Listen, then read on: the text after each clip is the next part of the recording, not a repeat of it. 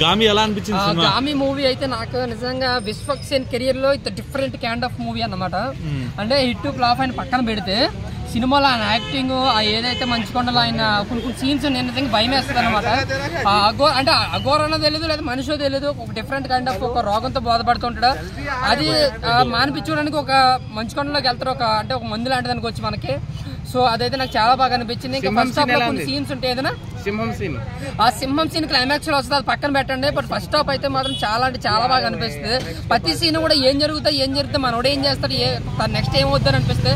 ఇంక ఇంటర్వ్యూ ముందు వచ్చి ఒక ఫైట్ అని చెప్పలే, ఒక యుద్ధం లాంటి ఒక సీన్ వస్తుంది నెక్స్ట్ లెవెల్ అన్న. సో గామి సినిమా మనకి మన విశ్వక్ సేన్ కెరియర్ లో ది బెస్ట్ మూవీ అని చెప్పుకోవచ్చు. చాలా అంటే చాలా బాగుంటుంది. ఇంకా బ్యాక్గ్రౌండ్ స్కోర్, విజువల్ ఎఫెక్ట్స్, ఏదైతే డిఓపి ఉందో అదైతే చాలా బాగుంది. అంటే చాలా సినిమా చాలా కష్టపడారు రియల్ లొకేషన్ లో కూడా. వాళ్ళకి కొన్ని సీన్స్ అయితే ఇది నిజంగా ఎలా తీసారా అనిపిస్తుంది. సో ఓవర్గా నాకే